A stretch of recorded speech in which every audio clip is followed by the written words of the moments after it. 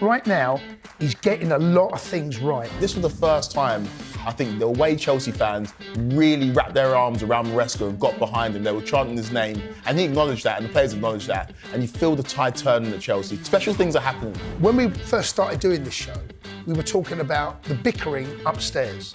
No one mentions it. Talking about Enzo's price, no one mentions it. Casado's price, no one mentions it. I just feel calmer. When Jorgensen gets the ball, I feel calmer. If we are still second, and the gap is 7 points, and we get to the end of Feb, then we can have that conversation. I dislike Spurs as much now as I did before I joined them. The vitriol, that border on hatred, it's going to bubble. Absolutely going to bubble. I'm not saying we're in a title race. I don't believe we're in a title race, and I think most of Chelsea fans... You do. No, I don't. You do. Kweku, she's teasing us here.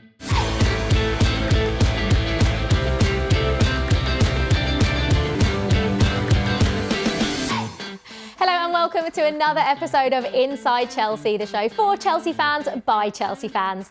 I'm Olivia Buzaglo, and I'm joined by former Chelsea defender Jason Cundy and broadcaster Kweku Afari. Guys, it's been a while since I've been sat in this chair, but it feels like it's just been win, win, win, win, win. Guys, like that, Liv. We're second in the Premier League. I'm trying, I think you can tell, I'm trying not to get too excited, but the way we're playing and the position we're in, Jason, I mean, it's been a pretty good couple of weeks. We couldn't really have asked for much more, could we? It's been a brilliant start to the season, Liv. I don't think any Chelsea fan, anyone sitting here or outside, could have imagined it'd be this good a start to the season, to be above Arsenal, be above City. So far, so good. Look, there's going to be bumps in the road. This is Chelsea. I know the fixture list coming up is quite kind, other than Spurs. We'll talk about that. Yeah. But right now, we're in a good position. We're in a really, really good position. Kweku, I mean, I'm pretty sure you can speak for every single Chelsea fan out there that when you think about going into December, that you never would have thought we would have been in this position. What has impressed you the most about how Chelsea have got there? Our manager. He alleviates all of the pressure. He's very direct.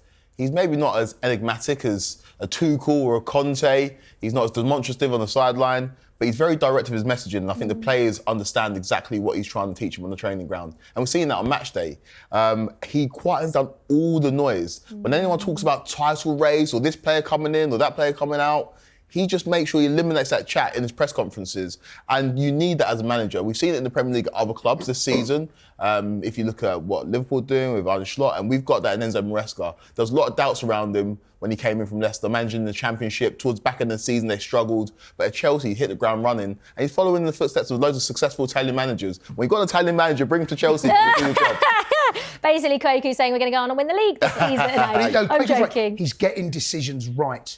And I think when you look at Chelsea's team sheet before the game, the team sheet looks totally different to what we thought. At the weekend, I see who's playing at right back. Put Casado at right back, and that was a brilliant, brilliant move. I thought our best performance of the season against Villa. Yeah, I mean, we'll get on to some of Maresca's comments because he has been quite vocal since the start of the season, really. He's had a big job on his hands and had to make some big decisions. But like you mentioned, Jace, there, made 7 changes for this Southampton game. Now, I, for one, looked at that team and went, too many changes. I just thought there was no need to change up the back line. You know, Levi Cole was playing well, obviously Fofana's now injured. But when you're talking about decisions, with Spurs on the weekend, he got that spot on. No one can argue with those 7 changes. No, look, it was a bit of a hybrid of like Chelsea's best Premier League side. You think Casado and Palmer in there. Maybe there's some, you know, if you're playing against another Premier League side low down, like Felix gets a chance and Cundy gets a chance. And then we see like the conference boys getting a chance as well, like Tosin and Jorgensen. And it was a bit of a hybrid of all of that. But he understands how important Sunday is. And, you know, it really is a massive, massive game. Chelsea, Spurs, Spurs, Chelsea. Whenever these fixtures come up, for me, it's the biggest game of the season. That and Liverpool. And he gets it. So he's resting players. I saw Jackson on the side of the pitch looking a little bit frustrated because he can see I can feel my boots here. I reckon he could have scored about 5 yesterday. Well, I mean, we could have doubled our tally last night, but he's getting these decisions right. And early in the game, because there were so many changes, Liv, and you made the point there how many changes at the back, we struggled a little bit to adapt. But eventually, when we got our mojo going, it was quite a cruise. I mean, I was watching the game last night, Kweku, and it was frustrating me because it felt like, I mean, it's so hard to be negative when you're coming off the back of a 5-1 win, which really, we'll get onto in a second, should have been double figures. But it was a little bit worrying. And I know, obviously, it's not our first choice of centre-backs, our first choice back four, whatever. But the ease in which Southampton were getting in behind, they had that chance which Jorgensen made a good save. I think it was offside, but he made the save anyway. But did that annoy you a little bit? Southampton, despite their league position, they've given top teams difficult games. Took the lead against Arsenal. You think about the game against Liverpool, they gave them a tough run for their money as well. I know they are probably the worst team in the Premier League, but they can play football. I think that, like Jay said, at the beginning of the game, trying to get all those players together, players that haven't necessarily played together, creating those relationships, we did struggle. And Maresca pointed that out post-game. He wasn't too happy with it. But I can't be too annoyed. The thing that frustrated me the most, though, was how profligate we were in front of goal. Like, we could have scored 8, 9, 10 goals. And when you want to be that team, you want to be a team that's winning league titles, you are killers, you are decisive in the final third. I feel like we almost took it for granted how easy the game was, especially when they went down to 10 men. But really and truly, a midweek game, winning 5-1 against Southampton, you can't complain. And this was the first time, I think, the away Chelsea fans really wrapped their arms around Maresca and got behind him. They were chanting his name, and he acknowledged that, and the players acknowledged that. And you feel the tide turning at Chelsea. Special things are happening. Special things are happening. I agree. I do think special things are happening, but it's hard not to get too excited because, one, we are Chelsea and we know that anything can happen. But Kweku, you mentioned it there, Jace. The only criticism, obviously the first 20 minutes, Maresca was upset about, or, you know, he didn't like our pressing and how Southampton got in behind. But this is realistic. We should have scored 10. That's not even me being like, because obviously we're in the Premier League. You wouldn't ever say, oh yeah, scoring 9, 10 is normal. No. But when anyone that watched that game yesterday, 10, it should have been 10 at least. Do you know what? I'm not even convinced we played that well. It was a really bizarre, and I think because I don't mean to be flippant because the 5-1 win in the Premier League no one's going to throw that away, but they had 4 of their best players missing, all right? And I think Maresca looked at that, realised that they were under strength. When they went down to 10 men, the result was inevitable. Yes, we're a little bit wasteful in front of goal, and I think that there's more to come. But when you put a team together that was, like I said, a hybrid of a Premier League, Carabao Cup and Conference League side, you're going to get those. It takes time to get yourself up to speed. I mean, that back five that we've got there, that back five will probably never play together the rest of the season. But do you not think it might, when we're going into this Christmas period, obviously we'll get onto our fixtures. We haven't really got a big game until, traditional big game. We play Man City on the 25th of January. But because we do have a lot of games coming up, do you not think we could see like makeshift, maybe not that exact one, but makeshift defences again? He firmly had one eye on Spurs at the weekend, right? And he got it right. Maresca right now, he's getting a lot of things right. Those decisions that we don't normally see. Like I said, Caicedo playing at right back and coming into midfield against Villa and pushing Enzo on. We totally dominated there. Wouldn't surprise me if we might see something like that against Spurs. But these decisions, he is fully aware that was a bit of a free hit last night and he could afford to shuffle his pack. It was a risk, a calculated one, and it paid off. So well done him. Yeah, do you think, Kweku, he's getting the plaudits he deserves? I think Arne Slot has probably taken most of them just because of the position Liverpool are in the table, although that gap has been cut to 7 points now. I'm just saying. But do you think he's been getting the plaudits he deserves? From Chelsea fans, yes. But do you think from the outside, people are actually appreciating the job he's done so far? I don't care. I do not care. He's just a chill guy. And we're going under the radar and we're just doing our job game by game. Yeah. We don't need the outside noise. Think about how much noise has been around Chelsea for the last 3 or 4 years. It's been the most insane football club to follow. From winning the Champions League 3.5 years ago to being sanctioned to where we are right now, different managers. I'm happy that we are going under the radar. Opposition fans are trying to put the pressure on, saying that you're in the title race. We are just doing our job. We're beating the teams we're supposed to beat. The teams that are maybe the better teams in the divisions, the Arsenals, the Liverpools, the Man Cities, we're struggling to beat those sides. But right now, we're just doing what we need to do. And I like the fact that it's quiet. Obviously, it will ramp up after this period where we've got, apart from Spurs on the weekend, we've got fairly favourable fixtures, but the Premier League's not easy, so you can't take them for granted. But the noise will really ramp up beginning of January. That's when it will ramp up. So enjoy this chill period. Can I just add something, right? Because, we're going to the radar a little bit, but What's really obvious to me now is that when we first started doing this show, we were talking about the bickering upstairs. No one mentions it. Talking about Enzo's price. No one mentions it. Casado's price. No one mentions it. The fact that we have a championship manager, no one mentions it. The squad, how big it is. That noise has been silenced, completely silenced. Why? Because we're in a good place. Do you think, Kweku, that fans are starting maybe, and maybe this is being optimistic. I said at the start of the season, Chelsea would finish in the top 4. And I think I was being slightly optimistic. But going into this period now, do you think fans are starting to maybe believe that they could be talking, even though we don't want to believe it? Like, I will sit here right now and say, we're not. Say, don't tease me, Liv. I'm not saying we're in a title race. I don't believe we're in a title race. And I think most of Chelsea fans... You do. No, I don't. You do. Kweku, she's teasing us here. She is. I actually don't. No, I actually don't. Like, genuinely, Okay. I think even City, Arsenal and Liverpool are well equipped to go all the way. Yeah. Like Maresca says... Yeah. There is reasons why we're not. We're a young squad. We're inexperienced. We haven't gone. Arsenal last season they know, although they don't have what it takes yet to win the league, they know what it takes to be in a title race till the very last day. We don't have that. I don't believe that we're better than Arsenal, Liverpool and Man City currently. Yes. But do you think there are some fans out there that are starting to maybe we're creeping closer to them? You'll see the disparity, you see the difference. It's the younger fans, but if you're an older Chelsea fan, you've seen us win 5 Premier League titles, right? The first 2 under Jose Mourinho, 2 of the most dominant title wins you will ever see. Ran away with it. And we had leaders in that team. When Jose came back, the 14-15 season, again, leaders in that team. A proper strong spine. You had Costa, you had JT, you had Courtois, you had Hazard. You had a really, really good team. And anything about the 2 other league titles, the one under Ancelotti, free scoring Chelsea, scored over 100 goals, had Drogba scoring 29 league goals, Lampard scoring 22 league goals. We were amazing, outscored everybody. And then the other one was under Antonio Conte, where he really took the league by storm by changing to a back 3, and everyone's playing catch up. And by the time they caught up, we were out. But we know as older Chelsea fans what it takes to win the league. This is not that team. That team is not there yet. We're building towards that, but we're not there. So when you see Chelsea fans online talking about Chelsea can maybe win this league, they are normally the younger Chelsea fans. But when you've seen what a league-winning team looks like, you know that we're just a little bit off.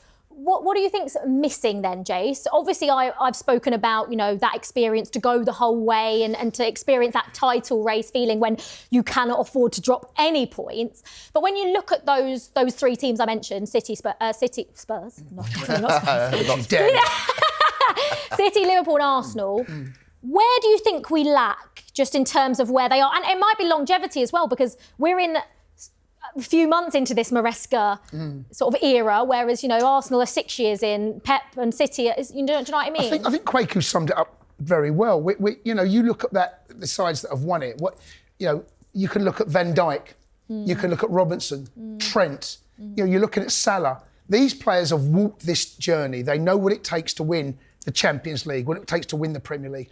And Arne Slot's come in and done a brilliant job, right? Okay, they've slipped up last night. There will be bumps in the road. Yeah. I'm looking at Arsenal. That side that Arteta has built, taken 5 years. Maresca's been here 5 months, right? And we're above them in the league. We are doing really well. The noise won't quieten while we're second. And that has to be the conversation, because when you're second, people ask me, like I've done the show last night with Jamie, you're in the title race. No, we're not, because if we're honest with ourselves, Arsenal are, you mentioned the word, better equipped. They're further down the road than we are. Yeah. They're a better team, better squad than we are. Right. Yeah. But if we are still second and the gap is 7 points and we get to the end of Feb, then we can have that conversation, right? Then we'll have that conversation. But right here, right now, I don't think we will be second come the end of Feb. I think we'll probably be 3rd or 4th. That's why, realistically, and do you know what? That's okay. That's okay. Yeah. As long as we come out of December going into Jan, and it's not those silly defeats that we've had in the past, and they will come, because we still give up chances. We dominated Villa. It could have been 1-1 that game. Ollie Watkins should score. Sancho made a good save. So we're still not quite that team. But you know what? Everyone says this. What about Leicester? And that ruins every argument. Exactly. Kweku, you mentioned a spine, and when you think of successful Chelsea teams back in the day, we always had a spine of players. I mean, Cech, Terry, Lampard, Drogba is the best, arguably one of the best you'll ever see. Obviously, we've had, question marks over the goalkeeper, and that's probably still something that needs to be worked on. But where do you see the spine that Chelsea currently have in terms of Levi Colwill, Moises Caicedo and Nicholas Jackson?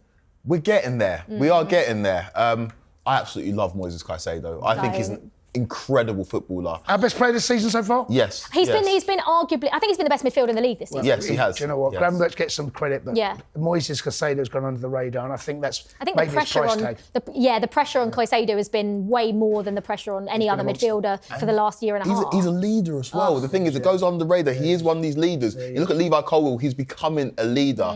You look at Nicholas Jackson, who was disappointed not to play last night. He's scoring goals, and so we are getting there. But let's just enjoy it, because I said it before, but people say Chelsea are cooking. We're not cooking yet. We're marinating. Enjoy the marination process. And then when we do finally start to cook, then we'll be able to have a feast and enjoy it. But right now, Chelsea are in this point where fans, Arsenal, for example, are in a win now mode. So Arsenal almost can't enjoy games. It's like, we can't drop points there. We can't drop points there. Yeah. Whereas Chelsea, we can just enjoy the process of getting to where we're going to get to. The final destination is to win the Premier League. No doubt about it. And as Chelsea fans, where we've been maybe the most successful, second most successful club over the last 20 years in England, next season, don't get it twisted. There'll be an expectation, if you finish in the top 4 this year, to go and push for the league next year. But right now, they're babies. We're the youngest squad in the Premier League by a couple of years. These players are learning on the job. But next season's when we'll really lay down a marker and be one of the contenders. Can I just add something to that, right? And this is something that we can all get very excited about. Since we got beat to Wolves, I think it was last February, we've only lost to 3 teams: Liverpool, Arsenal and City, right? They're the only 3 teams we've lost against. So we get to this stage of the season, again, Liverpool beat us, City beat us. Why? Because they're further down the road than us. We drew with Arsenal. Going into this, if we can come into the new year unbeaten between now and then, what a calendar year that's been. What I would say as well about those defeats is that when I think back to when we played Liverpool at Anfield last season, they absolutely battered us 4-1. And I was at the game, obviously, at Anfield this season, and I think we should have come away with a draw. Like the gap, like you say, is definitely closing, and obviously we're in a brilliant position. And like you say, largely due to Enzo Maresca, and he's obviously made some big decisions that we've spoken about earlier on in the show. Now, another one, he's been very vocal in his press conferences, and he was again last night. Obviously, at the time of recording, it's just after the Southampton game, and obviously, Noni Madueke got man of the match yesterday, had a very good game. And afterwards, Enzo Maresca actually had this to say. He said he can do much more. So the moment he starts to score an assist and he's happy, he starts to drop a little bit. He has to understand that he has to train good every single day. Has to be ambitious. He scored 1 tonight, but he has to go for the 2nd and 3rd. But he has to understand he has to work more because he can be much, much better. I mean, I love that. I love it from Enzo Maresca. And you don't get every manager that comes out and says something like that, especially after your player has a very good game and you win 5-1. And what does that tell you about him as a guy, him as a manager? Sometimes managers come into football clubs and they have a personal project. He's got an incredible relationship with Noni. You see them talking all the time. It's almost, I don't want to say father and son, but you can see they're very, very close. And he can do that. He can say that to Noni because we know the potential of Madueke, but we also know the pitfalls in terms of when he sometimes goes on those 2 or 3 game runs where he's not as effective and he maybe drops his level. And Maresca just reminding him that you are one of our most important players, but make sure you maintain those levels because if you don't, Jadon's going to come in, Pedro Neto's going to come in, Mykhailo Mudrik's going to come in. And so I love that. In the game that he's played, it's better to do it in the game that he's played well than the game he's played poorly. So he's got a lot of credit in the bank right now, Enzo Maresca, and that gives him the ability to be forthright in his press conferences. And we're seeing that. Like I said, he hasn't got that enigmatic personality of a Tuchel or a Conte or a Mourinho, but you can see that his confidence is starting to build. He's starting to feel that this is his team. And the players also feel like, it's his team, it's their team. It feels like everyone's just on the same page. And the manager has to have a lot of credit for being able to come out with statements like that and players seeing it as a positive. It feels like everyone just knows. Everyone's just gelling right now. It feels like everyone's on the same page. And by the way, the job that he took on was an absolute mess. When you think about okay, listen, we ended the season really, really well under Poch. He's come into a football club that was in turmoil. It felt like that. Yeah. He's calmed everyone down. As I said there, the noise outside of Stamford Bridge has stopped. There's no sniping. You feel like the board, whether they're getting or not, we don't know, but that noise has stopped.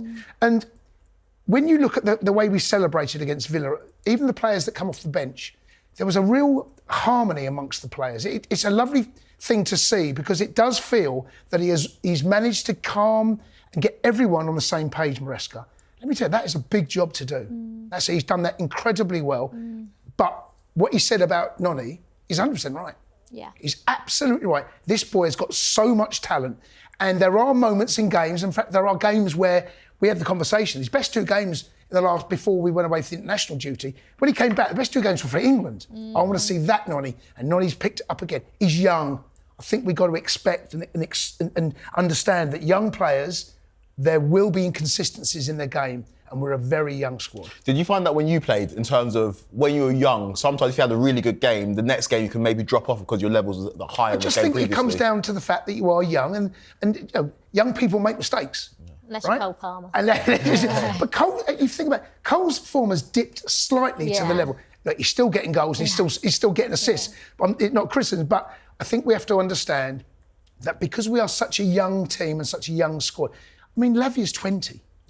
He's also one of my favourite players. I love watching him. Casado's 23. It's crazy. I mean, you look at and that's what Maresca's, you might go into. He said that Chelsea can dominate English football. He's looking at what the potential could deliver in the next 1, 2, 3, 4 years. But this year, it's a bit too soon. It is a bit too soon, Kweku, but do you agree with what Enzo Maresca's been saying, that in the next few years Chelsea can dominate English football, but also you look at European football, why can't they dominate European football if we carry on this trajectory that we're on? Don't get it twisted. There's so much harmony within the Chelsea fan base. It's the first time we've been united in a long, long time. And we're all going in the right direction. But what Chelsea have been used to in our glory period was Mourinho came in first season. What did he do? Win the Premier League. Yeah. Ancelotti, what did he do in his first season? Won the Premier League. What did Antonio Conte do in his first season? Won the Premier League. So we understand where we're at right now. We're not at that level where we've got the best players in the world. But next season, it will still be harmonious, but we'll expect to push on for bigger things. If you look at the talent of this squad, look at a Cole Palmer, a Moises Caicedo, a Levi Colwill, they're only going to get better. And with that comes more expectation. So that's why I want to emphasise, enjoy this season, because next year, no matter what we say in terms of, we're still not there because Arsenal are further on and City are further on, Liverpool further on, people expect trophies. The expectation levels will rise, and rightly so, by the way. You know, the recruitment, they've taken a lot of stick. The recruitment, no one says anything about the recruitment. No one says a word right now. So next year... Liv, let's talk about this year first. Well, you've done that, Liv. So are we going to win the Premier League next year? No, it's about... No, we should be in more of a title race. Well, look, let's... It's impossible to... I haven't got a crystal ball. It's impossible to see what the next season looks like. But right now, we are in a position where we should... I'll be gutted. If we don't finish top 4, I'll be very disappointed. That should be the aim still. So that now, if you're talking about where Chelsea want to be, if we don't finish top 4, if I'm sitting at the end of the season, and we're 5th or 6th, I mean, 5th might get Champions League football, by the way, but if we finish outside Champions League football, I'll be very disappointed. So and that's win Conference League. But if you'd asked me at the beginning of the season, I wouldn't have said this. I would not have said this. Now, I'll be very disappointed. Yeah, I think that's the key. Like I said we should finish in the... Well, challenge top 4 now. But now, this stage of the season, and especially not even just the way we're playing, when you look at the teams that are also fighting for that 4th spot. 100%. Not any of them have shown a single bit of consistency this season. You really don't know what you're going to get from all of them. The only team that have are us. And like you say, if we don't win that, I don't know what I'll do if we don't win the Conference League. Like, if we don't, I don't know. I mean, look. It's unfair, really. We shouldn't be in it. No, it is. It's really unfair. No, it is. It's like an under-18 team playing under-12s. No, it is. It really is that. I want to win it, but if you gave me a choice right now, top 4 or conference, give me top 4 right now. Yeah, I agree with that.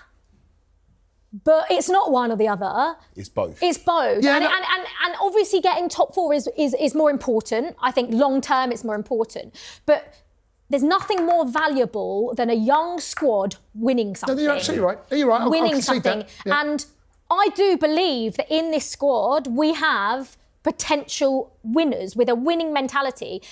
I know everyone's going to say you should win it, and of course we should win it. Like you say, it's a complete mismatch of teams in that competition. However, we have to. I think we have to win it. Can I ask you both a question? Sorry. Go on. So when the squad is going to be released, Cole Palmer's not in it, Lavia's not in it, and Fofana's not in it, right? There's reasons for that because we don't need those. But when we go into the knockout stages, if those players are included, how would you feel about that? Or do you think, fine, okay? I wouldn't be fussed either way because we should win it regardless. It would be embarrassing because think about the caliber of team we'd have to lose to not win it. Like we should walk that competition, and also it's a little thing. But we could be the first club to say that we won it all. No, it doesn't. Like we have to win the competition. We have won it. And also, like, I reckon like Cole Palmer could have stat padded so much in that competition. Like, imagine how many goals he would have scored if he was actually playing. Well, Nkunku's our top goal scorer. Yeah, that is insane. And most of the goals will come in the Conference League. So yeah, like Jay said, top 4 is the priority. I know that people are looking further ahead. No, top 4 is our goal. And then a nice bit of silverware wouldn't go amiss. We've lost in too many finals. We haven't won a trophy in a long time. I haven't won a trophy since, a major trophy since the Champions League in 2021. But the reason I asked that question is because one of the reasons we are doing so well, and you mentioned the other teams, Villa, why is their fall off? Because they have to field a top team. You can rest players in the Europa League to a point. Mm-hmm. You can do it in the Conference. We have no. Champions League, you can't. You've got to go full tilt. I just wonder going into next year, if you do have Palmer, Fofana, Lavia travelling, playing midweek over in Kazakhstan or wherever it might be, and then coming back, I just wonder what that will do to our season because we've got the luxury right now. We don't have that problem. I don't think Palmer, Caicedo, Lavia will play until the quarterfinal, semi-finals. Right, okay. Right. I think they will be included in the squad because there's no way you go into any European final without your best players, regardless of who you're playing. But I don't think Maresca, like we say, he's switched on. He knows. We spoke about the restreams thing, which we won't talk about again. But the Lavia thing and Caicedo, like about playing them, when it really matters. And I think they will be included, but I don't think we'll see them until the latter stages. That's probably how I would see it as well, in all honesty, Like you mentioned, it feels weird saying that Christopher Nkunku's our top goal scorer this season. Obviously not in the Premier League. Anytime he's sort of come on, he hasn't had that many chances, especially in the league because Nicholas Jackson's been playing so well. What did you make of his performance yesterday, Kweku? I mean, it's hard to judge because Southampton were like catastrophic at the back and they caused themselves so many issues. So it's hard to judge, but what did you make of him? He got his goal. He got an assist. I know the assist was he was trying to score a goal. Cole Palmer nicked it off, and that was good because my FPL needed my FPL needed Cole it as well. Palmer was my captain, so thank you, Cole. But it's difficult for Christopher Nkunku because, and I feel for him a bit. You see it when he's scoring goals in the Conference League. The body language is that of like, I feel like I should be playing more minutes in more significant games. He was given his chance, and again, a genius bit of management from Maresca because Jackson's one card away from suspension. We couldn't bear to miss him in the Spurs game. So it made sense, despite the fact that Jackson wanted to play in the Southampton game, it made sense to bring in Nkunku. He got his goal, he got the assist. We got to see the balloon blow up in the Premier League game. I was a little bit like, I know, and I shouldn't be because I love that celebration. But when it's just like, I just felt embarrassed because like they were so bad. No, it's not. It's not a Conference League. No, he didn't. That was good. Right? So he probably knew his place there. This is a Premier League league. Let him enjoy it. It counts. And look at the difference between the 2 goals he scored in the Premier League. The one against Bournemouth was so significant because we didn't play well and he scored the winner for us coming off the bench. But this one was the game where we were kind of dominating and controlling it. Unfortunately for him, Nicholas Jackson's one of the best strikers in the Premier League this year. So the chances are going to be few and far between. He'll get more of a chance during this busy Christmas period because we all have to rotate and we've got maybe slightly easier opposition. But he's going to have to buy this time. In terms of his overall performance, he plays as well as everybody else. We did our job. We went to Southampton. We got the 3 points, and he can be happy with his performance. He hasn't. It's like Kweku said, it's going to be so hard because Nicholas Jackson has been one of the best strikers in the Premier League this season. But I just feel like when I watch him, I'm a bit like, meh. I don't know, like, it feels like he hasn't done enough to even give Enzo Maresca a decision to make about who he's going to start up from, which is what I want to see from a player with Christopher Nkunku's ability, is going out there and giving the manager a real tough decision to make, which he hasn't. I think the problem is, what is Nkunku's best position? I don't think he's a number 9. I think he probably likes to operate a little bit where Palmer wants to operate. I think he's one of those that comes to feet. Jackson stretches defenders. Jackson's a different type of centre forward. And you do have, it's nice to have options, but I'm not quite sure that Nkunku, in Maresca's team, there's a natural fit because you can't drop Palmer. No. You don't rest Palmer. But also, if you rest Palmer, he's bringing in Felix. Well, position. So that's the position. Felix, Palmer, or Nkunku. They're the ones that are going to be operating there. Felix played out on the left last night, and then, but look, he's still an option. But I think the question is, what does Nkunku look like in Chelsea's best 11, and where should he play? I think he probably should play in behind Jackson. Like, because in pre-season they played like you said, I think off a striker is Nkunku's best position, where you can play close together, you can link up really nicely. We haven't seen that yet. No. We haven't seen that. But then why? Because you can't drop Palmer. No, you can't. I mean, that's a ridiculous conversation. Palmer might get a suspension, might get a knock, might get rested over this busy period. I'd love to see what that looks like, that duo. Look at the evolution of this Chelsea team, though. Remember, it's like absence makes the heart grow fonder. And when Nkunku was injured, we were like, oh my God, can't wait for him to come back in. He's going to change our life. Now we can't get a look in the first team. Shows how far we've come in such a short period of time. And if you've got Christopher Nkunku coming off the bench for you, you're in a good place. Because he'll start for a lot of top Premier League sides. Problem is, and it's been muted in the press, it's all well and good us saying that. If you're Nkunku, you're not thinking the same thing. No, you're not. I think it's safe to say Nicholas Jackson is going to be starting up top on Sunday against Spurs. Now, my first question to you, Jace, is what is it about Chelsea that makes Spurs lose their heads every single time they play? Well, the rivalry goes back. Even when I come through Chelsea's academy and youth team, it was ingrained in me as a boy, Chelsea fan. There's something about it. The rivalry is intent. I love it.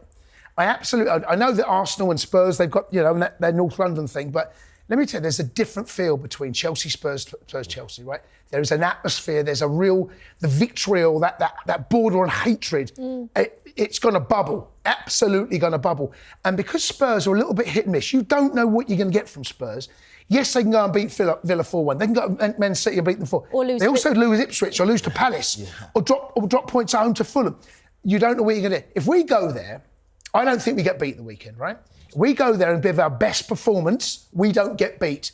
Spurs, I know they've got a few injuries. I don't know what I'm going to get from Spurs. And do you know what? Spurs fans don't know what they get. All I want to know is that we go in there, we give our best version of ourselves, we'll come away with something. This is how much Jace loves Chelsea versus Spurs. We were in the green room earlier talking about the 1967 FA Cup final. He goes, Chelsea lost that 1-2-1 against Spurs. That's how much it goes deep. And this is, like you said, there's a vitriol there. There's a Chelsea versus Liverpool's got it, and Chelsea versus Spurs has got it. We just do not like them. And last season, when we were in the doldrums, apparently we were rubbish. That was a double over them. Beaten 4-1. They got eulogised after losing 4-1 at home against Chelsea. Yeah, they did. Nicholas Jackson scored 14 goals last season in the Premier League. 4 of them were against Spurs. He's going to be up for it. And it just means more.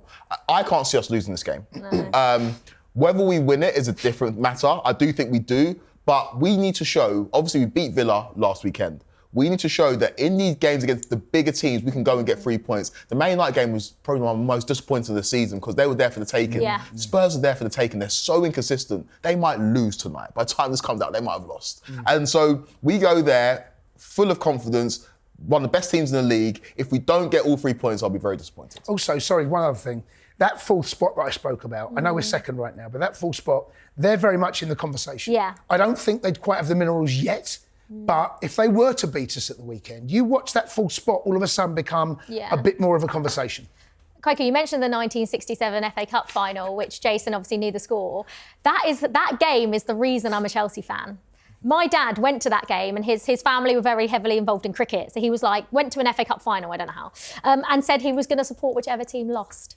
And Spurs beat Chelsea that day. You would not be sat here. You'd be a Spurs fan. Oh, God, I'd be looking ahead, scared about playing Chelsea. Oh, God, it actually gives me shivers thinking about that. I could be sat here. Live the Spurs fan. The Spurs fan. All right, move on, Liv. Move on. No, yeah. But with that game, I think they don't enjoy playing us, but we have to make sure, Jace, that we go there knowing the best that they can offer. But also, this is coming from a Spurs player, by the way, an ex-Spurs player right here. Shush. Quiet, shush. All of that. Shush, all mistakes. Go on. Go on. How do you look back on your time as a Spurs player, Jace? Well, it was terrible, Liv. I mean, I don't really want to talk. Move on, please. Let's talk about it. Do you have any, you don't even care, you're just like, no. No, You're I've got Chelsea. no love for No, Spurs at all. no, zero. I dislike Spurs as much now as I did before I joined them. So, But was that difficult for you? it was a very odd scenario, Liv, Yeah. because I just signed a 4.5-year contract in the November, and by the time March came round, Chelsea accepted a bid, and I had a phone call from Ian Porterfield saying to me, "We've accepted a bid, and Terry Venables is going to phone you this afternoon." It was very different back then because if the club wanted you gone, you went. I mean, look, we've just seen what's happened with Mason Mount. We've just seen what's happened with Conor Gallagher. And now the players got far more power. If the club want you out, they want you out. And they wanted the money more than me. Chelsea made their choices. They made their decisions. And unfortunately, I had no choice but to make mine. But look, it's part of my life. It happened. But, you're a lifelong Chelsea fan. And, I'm very lucky now. I went away, but I've come back. You've come back and you're here to stay. When you were playing against Spurs, did you feel it back then, like when you just... That was for Chelsea? No, for Chelsea. When you played against Spurs, did you feel that, nastiness, the players were more revved up for it because it was a big game? Even in the youth team. Oh, really? It was ingrained in you in the youth team, what this game meant. But as a Chelsea fan, I didn't need to be told because it was very much there, that like I said, it'll crackle. And there's certain games, and this is why I love football, because there's certain games at certain stadiums where you're at something big. I know that Brentford are a West London rival. Brentford under the lights or Spurs under the lights? Yeah. Let me tell you, you can't compare the two. There is nothing compared. And whoever's going to be at the stadium at the weekend, Chelsea fans, right, they'll be in, that will be like a proper battle. Proper battle. It always is. I'm actually so sad I'm not going to be there as well. I'm sadly not in the country. If I was in the country, I would be at the Tottenham Hotspur Stadium. I remember being at the game that Lampard, when Lampard was... That, I think, is one of my... Not all-time favourite games. When Lampard was the manager, I was actually working, so I wasn't even in the away end, and I could see the away end when William curled one in, and I was trying. So they don't put me on Chelsea games because they don't want me to celebrate, so I had to sit there. But I could just see the away end. Who's the referee that day? Oh, yeah. Was it Anthony Taylor? Yeah. Who is also, coincidentally, the referee on Sunday. Also, do you know what I saw, which was very funny? Obviously Marc Cucurella, arguably the best left-back in the Premier League this season. Brilliant. Got his hair pulled again because people just seem to think that that's an okay thing to do. Keep growing your hair. Jack Stevens obviously got sent off in the game yesterday, but obviously it took us back to Romero doing it against Chelsea at Stamford Bridge. Do you know what I found hilarious? Was that Mike Dean was on Sky Sports News going, he had his hair pulled against someone. I didn't do the game. Yeah. I think you were the VAR. Yeah, VAR. I think you were the VAR for that decided not to send Romero off, and that led to Spurs' equaliser. We can't let that get in our heads, though. He's the man. He's a referee for Sunday, and I know all Chelsea fans look at it with a side eye when he was allocated the game. Don't let him. Don't even let him be a factor. Go and get an early goal and destroy them. But it's as Chelsea fans will know, when you hear Anthony Taylor's referee and Spurs away, you go, why? Why? Yeah. It always just feels like you're already 1-0 down. Yeah. Why? It's just... There's plenty of refs I was going to say, that's possibly the most controversial appointment you could have... And, this... Not even Anthony Taylor, but this Spurs battle, it's got bigger because of Battle of the Bridge and certain games where certain players didn't get sent off and certain players where decisions were made. Like you say, Kweku, we can't let that affect us, but it's still a little bit frustrating, isn't it? It is. But the thing is that there is... I wouldn't say there's a golf because they're also challenging for top 4 place like we are. But when I look at Spurs, and granted, that 4-0 win against City was probably their greatest result in Premier League history. But we're better than them. We just got better footballers, we're playing better, we're in better form. So there's no reason why there should be any external factors that should stop us getting 3 points there. And if we do go and lay down a marker, again, I'm obsessed with kickoff times. 4:30 on a Sunday, all eyes on me. Under the lights. It's important because that's the final. I know there might be a Monday Night Football, but that's the final game of the weekend where everybody's watching. If you can go and lay down a marker, then people will start to take us seriously. Like we say, Enzo Maresca has got some big decisions to make ahead of this game as well. Moises Caicedo could play it right back again. Would you be happy with that decision? Well, our best performance this season was against Villa. Last weekend, I thought we were outstanding. Villa, they're off colour. There's a good time to play a team and a bad time. Good time to play Villa, bad time to play Chelsea. If we can move into that game against Spurs, and if Caicedo starts at right back, it would not surprise me, because what you get the luxury of having Lavia, Enzo, who's been brilliant, by the way, recently, and Caicedo in the same team. I can't square that circle if you put Gusto at right back. And Enzo, we've spoken about Enzo Fernandez trying to get back into the team. Well, he's got himself back into the team, and he has been performing in the way that I think Chelsea fans hoped he would when he came in. And is he undroppable? Last 4 games, Arsenal, Leicester, Villa, Southampton. He's got 3 assists and 2 goals. 5 goal contributions in 4 games. He has turned his season around. We all remember what was going on in the summer, the off-the-field issues he's had this year. But the fact that he's come back around, he's now in the starting 11, and now, I wouldn't say undroppable because we don't know what Maresca's going to do, but he's very, very important to what we do going forward. He's got the assist for Disasi against Southampton, the corner that he whipped in. He's just been a different player. And this, all of a sudden, when players start to perform and start to deliver, you don't talk about the price tag. Yeah. You don't talk about the price tag, you talk about the performances. And for Enzo Fernandez, this season, it's important that we talk about performances rather than anything else. So I think I agree with Jace. On the weekend against Spurs, if we can manage to get Enzo, Caicedo and Lavia in our starting 11, we should do that. The only way you can do it is if Caicedo plays right back. I can't pick And that's up against Son, if Solanke... And Johnson as well, because the pace out wide. Timo Werner, all right, that pace out there. So yes, but you know what? Whatever Maresca does right now, he's getting a lot of the big decisions right. In fact, the vast majority. Yeah, and you spoke about Enzo's assist. Obviously, he's been getting goals from open play, assists from open play, but obviously against Southampton, it came from a corner. Now, Bernardo Cueva came in from Brentford in the summer. He's been working on our set pieces, hit the woodwork twice. I mean, we should have scored from a corner.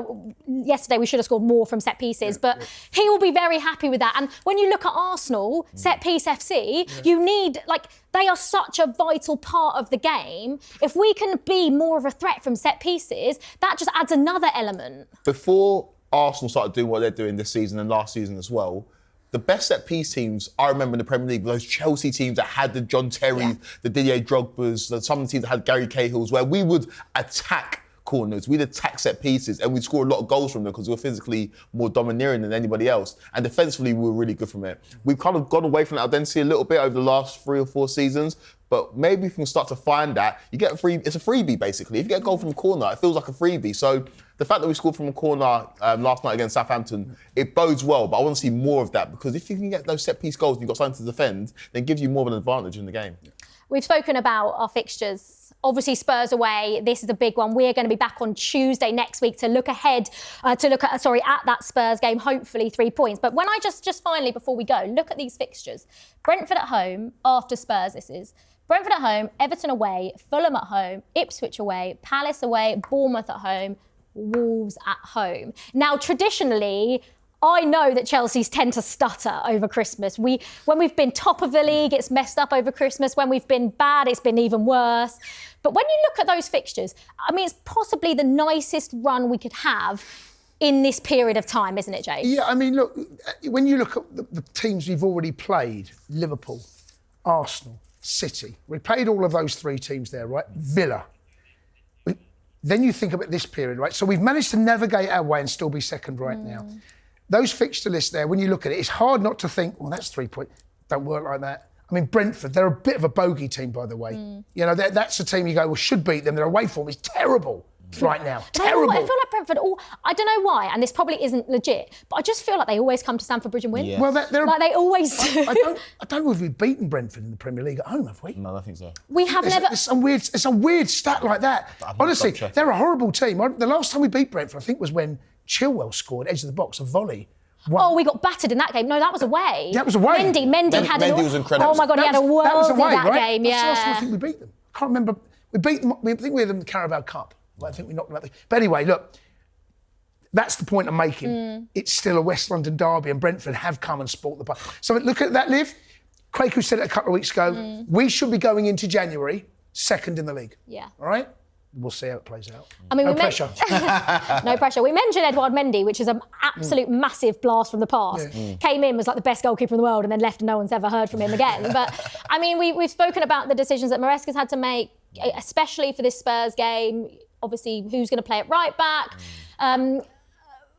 Who's going to start in goal, Kweku? Who do you want to start in goal? Who do I want to start in goal? Who do I think Enzo Maresca's going to start? Who do you want to start in goal? I want Jorgensen to start in goal. Really? I just think based off of what I've seen from the 2 goalkeepers, I just feel calmer. when Jorgensen gets the ball. I feel calmer. And actually, against Villa, I thought Sanchez was good. I thought I've never been like that worried or that thinking about his shot stopping, because he's made some big saves in some big games this season that have kept us in games and made us won games. I know that, but it's the ability with the ball at his feet which terrifies me every single time he gets it. And I just feel calmer with Jorgensen. And I know it's hard because you just want... Enzo's done a very, very good job, and we know who our best 11 is. We know who's going to start against Spurs if everyone's fit, pretty much. Yeah. The goalkeeper is one which I still don't... Enzo knows because Robert Sanchez is going to start, isn't he? Mm-hmm. He's going to start in goal on Sunday. But, I mean, who do you think? Who do you want and who do you think? At this moment in time, I would stick with Sanchez just because he's got the confidence of the manager. And I think Jorgensen fully knows that he's the number 2. And Sanchez, if you think about the Villa game, the save against Ollie Watkins, and you think about, like you mentioned, his shot-stopping ability, you can't really question it. It's the decision-making at points and it's the ball at his feet. But again, Enzo Maresca silencing the noise. In his post-match presser, he goes, it's going to be Robert Sanchez and 10 other players. He guaranteed that Sanchez is playing. And he doesn't do that unless he wants to give a player confidence. And I know there's so much noise about Robert Sanchez, and that's a position that we might improve in future transfer windows. But I think against Spurs, go your number 1 goalkeeper. And at the moment, it is Robert Sanchez. Yeah. I don't see, after Sanchez's performance against Villa, I don't see that decision changing. But again, going back to the decision-making that Maresca's made, he got that right last night. To give Jorgensen his first Premier League game, he got that right. Yeah. You know, and it's one of those where I think it could be a little bit of a shock because that noise is not quite down amongst Chelsea fans. The goalkeeping situation is probably the biggest debatable position in the team. Mm-hmm. And because that's going to continue to go on, Jorgensen didn't do himself any harm, but yeah, Sanchez starts. Yeah. What's going to happen on Sunday then? Chelsea win. 1-1. Oh, Jace. What's this, a Spurs fan? Look, Spurs fan. I hope you're right player. and I'm wrong. I just feel that this game, I just feels like it's going to be a draw. I think it depends which... I know you say don't base it on them. I think it depends which Spurs turn up. Yeah. I don't think we'll get beat. I think if the Spurs team turns up that plays against Ipswich, we'll beat them comfortably. If the Spurs team turns up that played against City, I think it'll be a draw, but I don't think we lose. Oh, no. It's Spurs. It's Spurs. Come on, guys. It's last season when we were in the mud, we still done double over them. We beat them 3-1. I hope you're right. I hope you're right. And we go there and put in a performance because we're more than capable. I just feel right now. A draw is not a bad result, by the way. You know, you think about going away. I know, but they've got injuries at the moment. We've heard Postecoglou come out and moan about the situation he's found himself in. I just feel that this feels like a bit of a tricky one for us. I'm going to go draw, but take a victory, of course. Take a victory. I think it would be a massive, massive statement if we were to go to Spurs and win. Massive. And hopefully we will. Right, that's it for another episode of Inside Chelsea. As I said earlier, we'll be back on Tuesday to look back on, hopefully, that Spurs win. As always, if you want to get involved, make sure you post your comments below and we will do our very best to answer them. Thank you so much for your company. Thank you to Jason and thank you to Kweku. We will see you next time here on Inside Chelsea. Up the Chelsea.